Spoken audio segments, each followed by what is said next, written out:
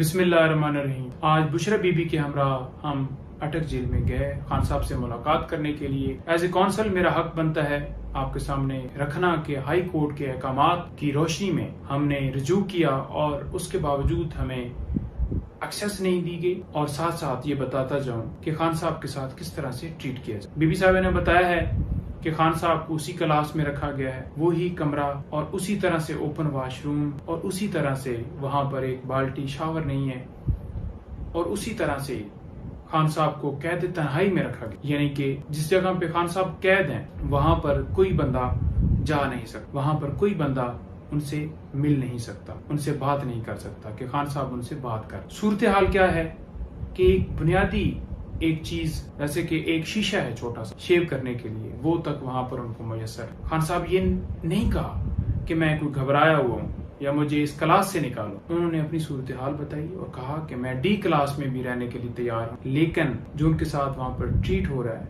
वो बीबी साहिबा के जरिए हमें पता चला, और हमारा हक बनता है कि एक नोटिफिकेशन जो सरकार की तरफ से शाया किया गया, कहा गया कि खान साहब को सहूलियात दे दी गई हैं, हमसे बुक्स भी मंगवाई गई, लेकिन खान साहब ने बताया कि वो बुक्स, वो कुरान पाक जो कि हाई कोर्ट ने ऑर्डर किया था, वो उन्हें तर्जमे वाला इंग्लिश वाला कुरान पाक नहीं मिला और ना ही बुक्स मिली। जो खाना था जिस हवाले से हम कह रहे थे, ये नहीं कह रहे थे कि कोई कोफ्ते हों, हम ये इस्तदा कर रहे थे कि उनको मियारी खाना, महफूज खाना जो उनके घर से बनकर जाए, क्योंकि उनके घर की तरफ से, उनकी फैमिली की तरफ से ये खदशात थे कि खाने के अंदर जहर मिला के दिया जा सके। वो हमारी इस्तदा कबूल नहीं हुई।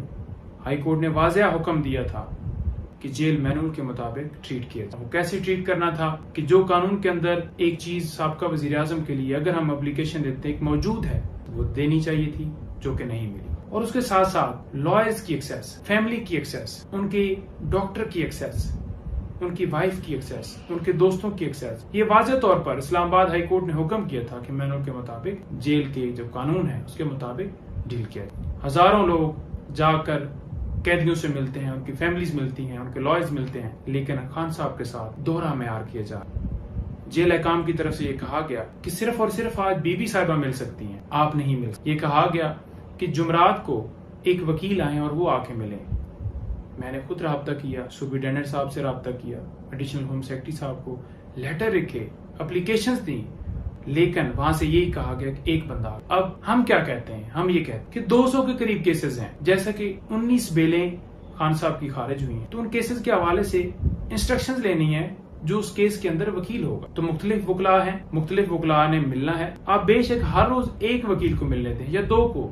अब अगर 2 वकील जाकर मिलते हैं या 3 मिलते हैं तो उससे क्या फर्क पड़ता है मिलवाने वाले को? क्या वहां पर इतने सिक्योरिटी के खदशात हो जाते हैं कि उनके जो जाती वकील हैं वो अगर 2-4 लोग चले जाएं तो उससे जेल की सिक्योरिटी में मसला आ जाता है? उनको नहीं मिलने दिया। यही कहा गया कि एक वकील आ जाए।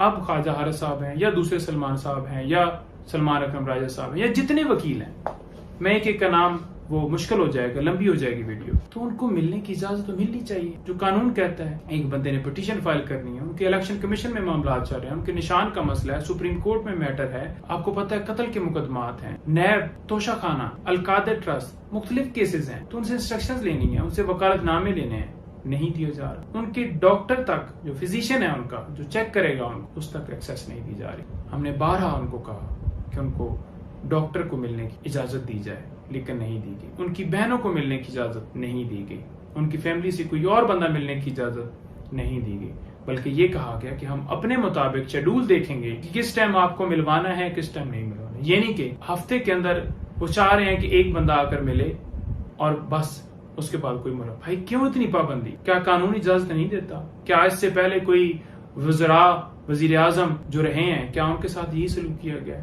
क्या इससे पहले जितने कैदी वहां पर पाबंद हैं उनके साथ ये सलूक किया जाता है? कभी जिंदगी में ऐसा नहीं देखा।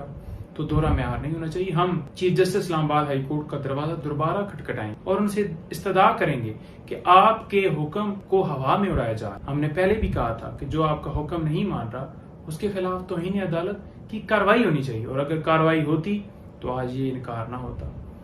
दूसरा, जितनी बेल्स खान साहब की खारिज हुई हैं इंशाल्लाह हम उनको भी चैलेंज करेंगे, और तोशा खाना केस जो आप सब लोग रोजाना सुनना चाहते हैं, इंशाल्लाह हमारी वो پوری ایفرٹ ہے ٹیم کی کہ وہ 1-2 دن کے اندر اندر وہ ہم فکس کروانے کے لیے ہم پوری جان لگا رہے ہیں، اور انشاءاللہ وہ فکس ہوگا اور اس میں بیل ہوگی، اور باقی میں انشاءاللہ وہ اس آرڈر کو جب چیلنج کیا جائے گا تو وہ بھی آرڈر واپس ہو جائے۔ اچھا، دوسرا اس کے علاوہ جو خان صاحب کے مزید کیسز ہیں تو کسی حوالے سے کوئی جو گرفتاری والا معاملہ ہے، جب آرڈر چیلنج ہوگا تو وہ انشاءاللہ بہتر پوزیشن میں آ گیا، اور جو خان صاحب کو سہولیات جو کہ قانون کے مطابق ان کا حق ہے، جو کہ حالانکہ نوٹیفیکیشن بھی کیا گیا اور نہیں دی گئی، اس حوالے سے بھی ہم دوبارہ پش کریں گے، ملاقات کے حوالے سے کریں گے، ساری چیزیں کورٹ کے سامنے رکھیں گے کہ یہ ہو رہا ہے اور خان صاحب کو انصاف ملنا چاہیے۔